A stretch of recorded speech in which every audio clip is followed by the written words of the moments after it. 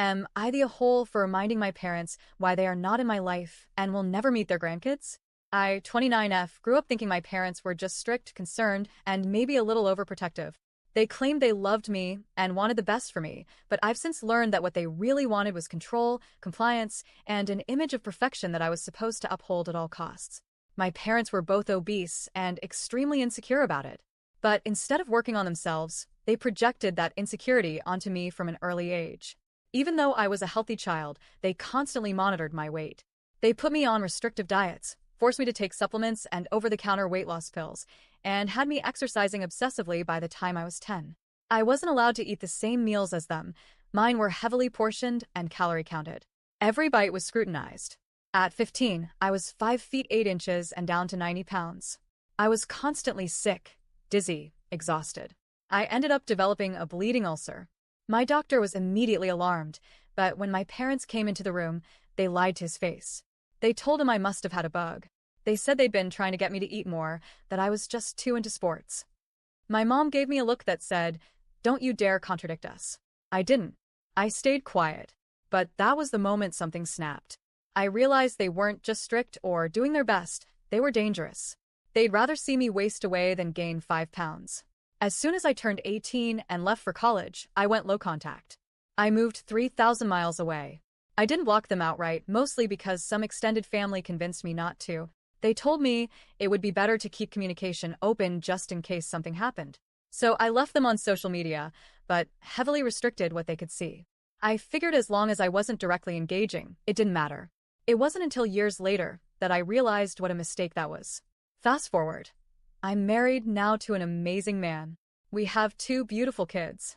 I've built a life filled with love, respect, and the kind of warmth I never had growing up. I never told my parents about the kids, didn't feel they deserved to know.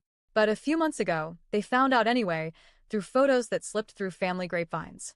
Turns out it was one of my aunts who'd always pushed me to stay open to family that ended up showing them. Then the messages started. First, they reached out asking why they weren't told.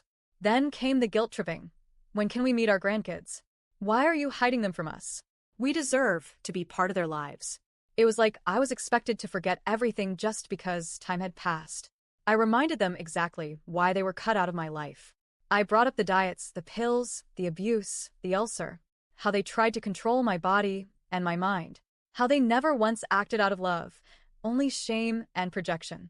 I told them my children would never, ever be exposed to that. Their response? They called me a little asshole for holding grudges and living in the past. My mom actually said, "We did all that for you, to make you better than us." They still didn't see the damage. Still don't believe they did anything wrong.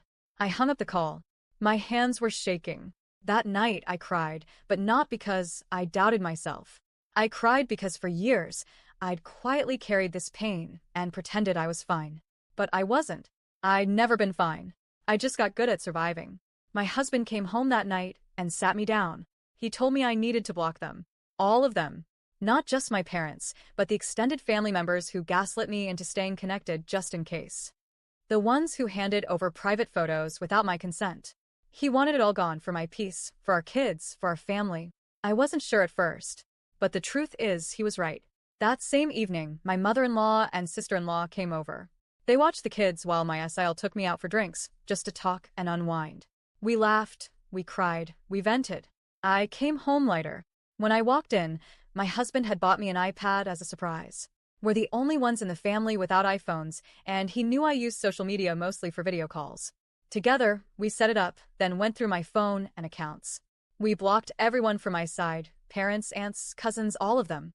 We deactivated my old socials.